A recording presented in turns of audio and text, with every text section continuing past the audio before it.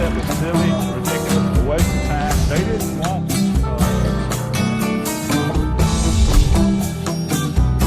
That's why they were so successful. That's why they got away. Made a living in very dangerous. This is more an integrated blue together. Dianne Andrews in black and white.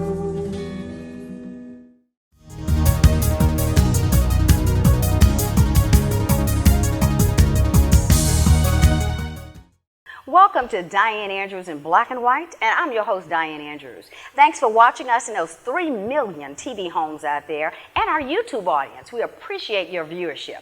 This will be the 3rd show in a series on the coronavirus, specifically COVID-19 is the name of the disease. We wanted to do this because we want to bring you what's going on in the state of Louisiana, what's going on in the world, and what's going on in the United States. This disease, as I've done before, the Ebola, the Zika, both of those started in Africa and were named after the regions that they started in. The Hong Kong flu, MERS, Middle Eastern Respiratory System. Most originating viruses that especially that become pandemics are named after the originating country that they started in or the city that they started in. So come on back. We're going to have a gentleman here. He's a doctor, in fact, with 2 PhDs. But he's also an attorney and a lawyer. He has his Juris Doctorate from LSU, and he's a mechanical engineer, undergrad from Southern University. And he believes that education is the way to success. And I think he proved that with what he's done in his lifetime. Come on back, and we're going to talk about how this virus has changed the court system, how it has changed the prison system, and some other things about people licking different medicines in pharmacies and licking different boxes of grocery store boxes. Because come on back to Dianne Andrews in Black and White.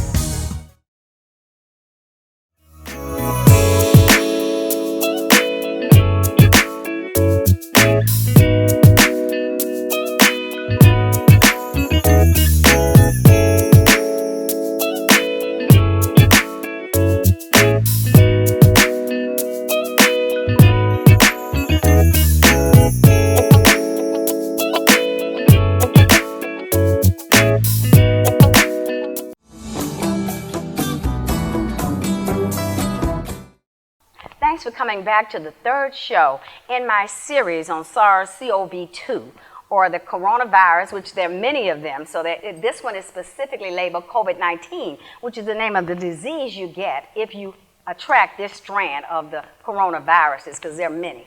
Wow. With me, as you heard me mention in my intro, is Dr. because he has 2 PhDs, Don Johnson, Judge Don Johnson.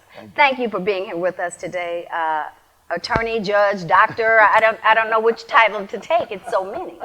And such a prominent person from here in Baton Rouge, went to Southern University in mechanical engineering, went on to LSU Law School and was awarded his Juris Doctorate, and then decided, hey, there takes a lot in this world to be successful, and has 2 PhDs in criminal justice administration, and then Doctor of Philosophy and judicial studies. Yes. So we have quite an esteemed person who started as an assistant DA in Baton Rouge after he finished law school at LSU, and then went on to become a city court judge, and then went on and is now the 19th Judicial District Court judge and has been in all divisions. Yes. So how did you do it all? Well, he does public speaking also, I forgot. I forgot about that one, yeah. A persistence and a belief that initially being one who thought that society was not straight or not fair, and the perception was I was somewhat lesser than others, so I always wanted. And I will say this because of your because you were being black and where you were raised. Yes. Are you the first? I know you have Don and Ron Johnson, and you're both judges. Were you raised with a non-educated family in a poor area here in Baton Rouge? For the most part, my parents, only one graduated from high school. So we came up poor. We came up in, quote, quote, the hood. And we came up in segregated public schools for 1/2 of my career. And about 1/2 of your education. Yes, 1/2 of that primary education. Yeah. So Ron and I decided that we would voluntarily switch and integrate schools. So in the 8th grade, we transferred to an all-white school. And we stayed in that environment until we graduated from high school. And we came out What did you think of it What I thought of it that compared to the black environment? it was two different worlds. In fact, it was two different cultures, two different expectations. And I noticed it the first year because academically, my grades were different. And I didn't ascribe it to the fact of my skin color. I would never just assume that. Right. I just thought when I arrived in first grade at Park Elementary, I remember the teacher telling us, class, you are behind. You're behind. She put that in your mind already in the first grade. First grade, first day. Why did she, do you know why she said that? No, and I looked at my twin, and we looked at each other, and we don't challenge, back then, we didn't challenge teachers. So we went home and we spoke with my mom. And we said, dear, the teacher said we're behind. Yeah. And my mom stood there and looked at us, and she says, yes, you are behind. Now you run real fast so you can catch up. Oh, that was smart. Yeah. It's like Dr. Ben Carson's mother, right, fooled him like she could read when he was doing badly in school, and she would sit there and have him read a book to her, his lesson every night. She could not read. So your mother was preparing you also, and that's what Dr. Ben Carson, our Secretary HUD's mother, did for him. Yeah. I got prepared in that vernacular, and I've been running ever since. Yeah. When I got my first PhD, I wrote that I thought maybe I'd finally caught up. Maybe after all those years, I'd go back and tell my first grade teacher, I think I caught up. Is she still around? I don't know. You should find her. She's on this show. Please so. contact if she's in this viewing audience. Yes. You should yes, tell Miss her. Scott. What was her name? Miss Scott. That was my first grade teacher's name, was Miss Scott, Adelia Scott. You always remember the first graders, don't you? Yeah, so you and Ron, now does Ron also have PhDs also? He has a Master of Divinity, and he's a mechanical engineer, and he just got on the district court where I've been for about 20 years. Oh, he's behind. He's behind. So let's talk about what we're here to talk about today. Let's talk about the court system. I did contact our Sheriff Giltro, who's a very good friend of mine, has been on this show before, and asked him what they had implemented in the prison system, because I think our people should know in this community what's going on in the prisons, and will there be more COVID-19 diseases there. But they've done a lot out there to prevent that, as much as you can in that environment. And we're going to talk about some releases. Don, I think you investigated, or we're doing a lot of early releases. And I will read his letter before the end of the show that he sent for the public to know what they're doing. Okay. Very good. Well, we're dominated all across the criminal justice system with this virus. We're dominated. When I say dominated, it's come over us, and we were not prepared, adequately prepared. No, right. So we were rushing to put in policies and practices, and that were constantly changing. Yeah. Because the pandemic was constantly growing, and we had to constantly adapt and adapt and adapt. So you would think New Orleans would have been better prepared because of Katrina. Well, yes, I would have thought that.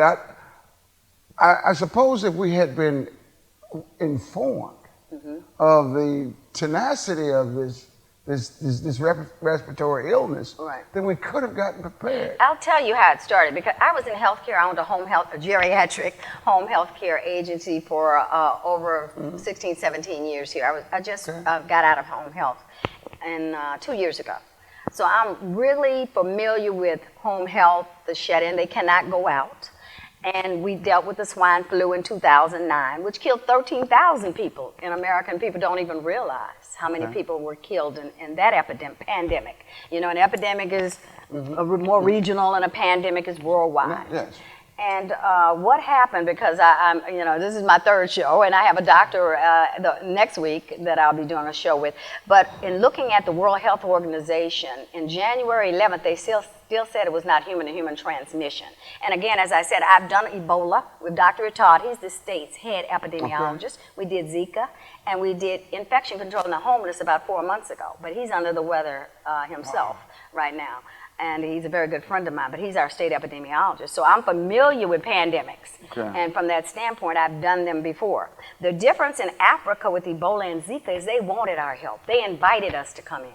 And they put it around that country. You know, we only had 2 cases in America. They flew in from Ebola, 2 or 3. One was a doctor over there working who had it, and then one guy out of Dallas had it. So they really quarantined that area, where China obviously didn't do that good of a job. So they realized, from what I have the time frame of it in December, they realized it had come from what they call a horseshoe bat, which Ebola started in a bat. Zika started in a bat. They have in China what's called wet markets. Like we have a poultry, you know, Tony's, a certain market here, seafood market, I guess I can say the name, Tony's Seafood Market here in Baton Rouge. You can give them a little publicity. But they don't have that kind of meat, but you can go in and pick fresh fish. Okay, over there, they have bats, they have cats, they have dogs. This is true in China.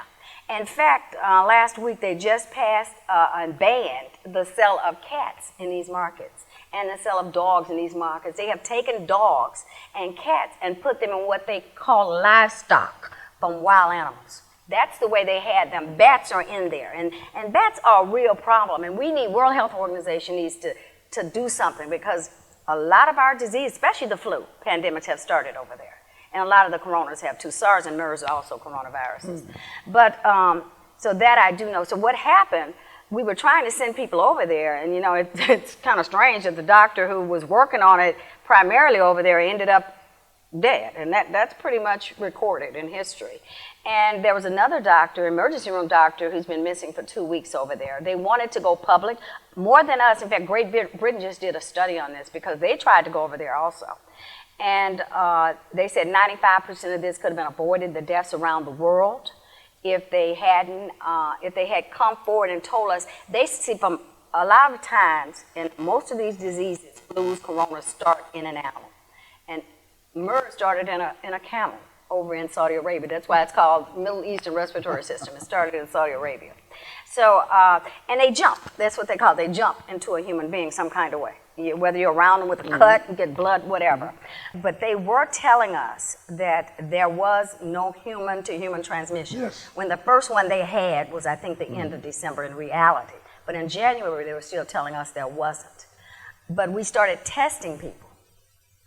That's how we found out a guy from Seattle had been in Wuhan, China. He came back. We tested him at the airport on January 21st. The next week, the administration stopped travel from China. Thank God they did. Italy was the most virulent in the world for a long time, and there are only 60 million people. They kept a flight going from Wuhan, China every day until I think the first or second week in March. And they're 60 million people, and they almost lost as many as we have. In fact, our death rate is the lowest in the world. And we've tested over 2 million people now, but the FDA did have a major problem testing. They were using antiquated systems. They were telling people you've got to send it in on a CD-ROM. A couple of doctors, and they didn't want academics to test, and they didn't want private labs to test. So I think it took us, we were slow because of the FDA, CDC regulations, because they're sister agencies, and we wouldn't accept. It was one doctor that we wouldn't accept his test, that he had a person he thought was virulent with the coronavirus, with this one, COVID-19. So I think we made a lot of mistakes, and as you say, you all weren't prepared. I was in healthcare. We had to have an emergency plan for any pandemic, any hurricane, any disaster. And it seems like that should be for every industry in this country. And that's just a fault of history of us, I guess, not being as prepared, but I don't think any country was for this one. Not for this kind of virus and this destruction that it does to the body. But do you know how many people we've lost with the flu this year? No. Try 25,000. Wow. The flu, we lose from 40 to 80,000 people a year. Just on the flu virus? Just on the flu. Gee. I've done that with Dr. I know a lot about these because I've done the shows and done the investigation. But it turns out, being a math major and you being a mechanical engineer, we use models, right? And the models first, a month ago, was saying from Dr. Burke and Fauci, not their fault, but the models which came from, I think it's called IHME, out of Washington did the models, which Bill Gates funds. Okay. And it said we were going to lose 3 million people in this country. You remember that about a month ago, that big number? Large, it was what? Crazy. 3 to 4 million people. 2 weeks ago they said, no, a week ago they said 200,000. Monday they said 80,000 on the model. Today they're saying 60. So, I'm a math major. The models should have gotten corrected maybe a little better now that we've been in this for a couple of months, right? So, but mathematician and those kind of models should have. I understand the 3 million in the beginning. Maybe you didn't know. We didn't know enough data. We're so not knowing enough about it. Yes. But we should have made better models. I don't know. Yes, I don't know when I think about it. Was related to the lack of the ability to get the data and to get us tested. Right. I think the challenge is that China wouldn't tell us anything in the beginning, and so we had no data. We need to be tested. We need to be tested. The virus, the spread of it, and the harsh impact that it's having on us, and the fact that we can't see it coming. We just can only react to it. And then that's why they're 6 foot apart. And as we're 6 foot apart here, and maybe a little more. And the judge came in with his PPE on. I have it out. Yeah, he's got his mask and he came on with his gloves. When I came in with my PPE on. And that means personal protective equipment is what PPE means. Thank you. And thanks everybody out there because of this mitigation and people really following orders in New York and here in Louisiana, we've had in the last 3 days less hospitalizations, which shows that the curve may be flattening somewhat. But we have had 702 deaths in Louisiana. If you look at, let's be real, Mard Gras had probably 1.5 million people came in here. We should have stopped Mard Gras. And that's inside the borders. That's not inside the borders is the governor, the governor and the mayors and everything. So I don't know. Everyone says that Jeff Landry was on TV the other day talking about it, and so was an emergency room doctor yesterday on CNN or MSNBC. I was watching. He said, of course, that has a lot to do with what happened here. 1.5 million people from around the country and the world. Yes. When you have a virulent virus going on. Yes, that event may be connected, may have a correlation with our rates that we have. Being so high. We have as many cases as California, which has 40 million people, and we have 4.5 million. They've done a great job in California. And the health of our people, the health is, as you know, it's low in terms of health parameters that do we live to eat or eat to live? Judge Johnson is what, and to put that hot sauce on everything and the hot spices. Well, that's our culture. It is. And it's in our blood, it's in our genes, right? Yeah. So that is our expectation, and if something's not normal to us, then we try to eat what we can, but historically, but not bats. No, but not bats, right? No. People may think chitlins are just as bad, which I don't eat chitlins, and I've never eaten them. But or some people look at little crawfish and crab, Yes. Yeah, think that's pretty bad too. We're concerned in the criminal justice system. We're trying to adjust. On the one hand, we're getting flack because we don't seem to be responsive enough. Yeah. But on the other hand, we're trying. But at the same time, there's an intersection between the correctional officers and the persons that are in custody. And you have that interaction. So you're trying to reduce that and eliminate that to the extent you can regulate a custodial environment that's safe for both parties. Right. And that's challenging. So we've been challenged as a court. For example, we've had to make decisions and use factors to release people. Now, who makes these decisions, Judge? How do you all come up with what your processes will be? In our court, we decided to go, we received a letter from the Supreme Court, giving us some parameters, some leeway, and said, look, attempt to balance the health and welfare of the persons in custody with the public safety, and attempt to do the best that you can with that. So in cases which were non-threatening, and in cases where we don't need to arrest. Does that mean misdemeanors when you say non-threatening misdemeanors? For the most part, not all felonies are threatening felonies. So we would look at those cases and we would say, okay, we could reduce a bond here, we can lower a bond here, or we can eliminate that bond. But at the same time, we've got to put some assurances in that individual will not reoffend. So we're trying to balance. And what kind of assurances can you put in to make sure, or to try to make it as least as possible that they won't. Yeah. I mean, there's likelihood they won't. With the challenges that we're faced, there's much difficulty in-person validation because we've got to keep this distance. So we've had to transition overnight, almost. Now we were using The Telejustice. yes, you call it Telejustice, telehealth for you, Yeah, telehealth Telejustice for me, yeah. right? So we're using that model now, and I'll tell you that it's come very very quickly. We were trending that way, but it was gradual. You know what Kennedy said, and so did President Roosevelt, who had polio. And in his last days, he said, you can do more if you know you're on a deadline. You can do 100% more on a deadline or a panic than you can if you have, way more time to do it. Yeah. Isn't it amazing how quickly we've done this? It is.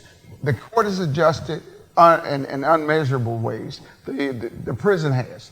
We've made adjustments, and we've made them as quickly as we can.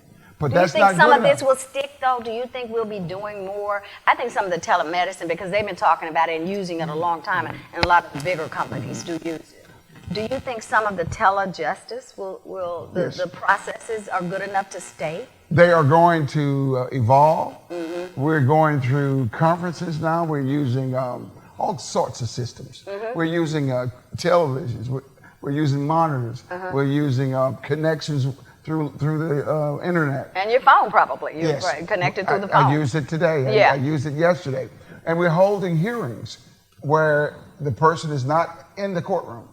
And the judge is in the courtroom. And the attorneys are not in the courtroom. And I guess with this virus out here, they're scared to skedaddle right where you're going to go, right? You That ain't is go correct. to, don't want to go to New Orleans. It may be worse. That's right. That's right. But the Supreme Court of Louisiana realized that you need access, despite the fact that we're in a pandemic. Right. There are things that are going on that you need to come to court for. And I'll give you some examples. People are dying every day, and you need to take some action with the loved one. Well, and the family's not agreeing. So do I bury her, or do I come to court and get authority? There are issues that need to be resolved. Right. And these That are- even relate to COVID-19. directly. Yes. And then there are occasions where families are still challenging each other. They're fighting, they're not getting along. And people need protection from others. And crimes are happening. So we need to have some ability to operate in this New normal right now. sense of the pandemic. Now let's talk about as a little bit on the licking of you said, what penalty is there for licking, and you may or may not have the COVID-19? You may be positive of the coronavirus, may not be. I saw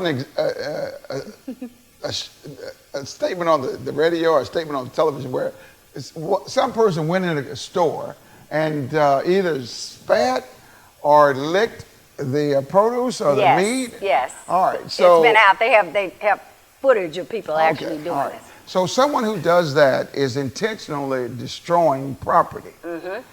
Intentionally destroying property, which is a crime, unless it's your property. You can destroy your own property, but you cannot destroy my property. And you're destroying my property because I cannot sell it now because you may have infected it or put the virus germ, I suppose, on that product. So you will be arrested if you engage in that conduct, and you could be arrested for a misdemeanor or a felony, but it all depends on the value of the destruction. In Louisiana, our felony grade and misdemeanor grade of offenses are tied to the value of the destruction. I did speak with, as I said, with Sid Gitro, our sheriff here, and get a statement from him. It's out on my handles. It's out on my Facebook, my Instagram, and my LinkedIn. And I will read some of that statement to you on what they have done. Trying to make sure that we keep as many of us safe as possible. Visitors are not allowed, as we talked about before with the judge here. I've got to put the glasses on, y'all, to read this, okay? While as sheriff, I do not have the authority to release any inmates. It requires a court order signed by a judge, like you, right? I have taken numerous steps to decrease the population at Parish Prison, as well as protect the inmates and deputies that remain there. I publicly stated several weeks ago that we would not be booking nonviolent misdemeanors. As a result, the parish prison population is the lowest it has been in a decade. We have also been working daily for several weeks now with the district attorney's office, Hilla Moore. Thank you, Hilla. He's been on my show several times also, to provide them information about each inmate that will have them used to meet, that can be used to meet with the judges, to have inmates released due to not posing a threat to the community. Again, I have no legal authority to release inmates, but we are working closely with the judges and the DA so that they can release as many as possible. Currently, the facility population is 1,096, which is more than 50% lower than what it has been since 2019. All visitations were stopped at Parish Prison on March 12th, but we have provided inmates with additional free calls to family, as well as unlimited free calls to their public defenders or counselors. Prison staff has been updating the inmates daily with information, resources, and videos related to sanitation and hygiene to prevent the spread of the virus. Each extra inmate's educational videos play throughout the prison dorms in English and Spanish with helpful information. The prison facility, including staff, is medically checked, including having their temperature taken prior to entry. All staff also has their temperature taken as they leave the facility. And that was one thing I thought about when we talked about Mard Gras a minute. Why didn't they take everybody's temperature? That's how we found out the first case in Seattle. They had started, the administration had started checking temperatures. That's why they knew this guy who had been in Wuhan, from people from China. And they found out the next day or two that he had COVID-19. We need to thank you all. We need to thank the prison system. We need to thank the grocery people, because we couldn't be eating without those people. The people pay. I have not been in a grocery store since this happened. I order everything because I ordered from the store. And then the driver brings it, he sets it out there, and I leave his tip on the steps. So I am trying to be as safe as possible, and I would want to thank everybody out there from the bottom of my heart to you people who are helping keep America safe. And the mitigation is definitely working. We're seeing, less hospitalizations. Dr. Burke had said that this would be a tough week. We've lost more people. Louisiana, 702 deaths. 19,000 cases, but we will get through this because people here are resilient. Louisiana, we faced Katrina, we faced a lot of things in New York. There are no more people more resilient than the state of New York. I used to live in New York. So thank you very much, thank you for being with me, Judge. And we may do some other things together. We'll be happy have you come back. Yeah. All right. Thank you, Judge Johnson. You're welcome.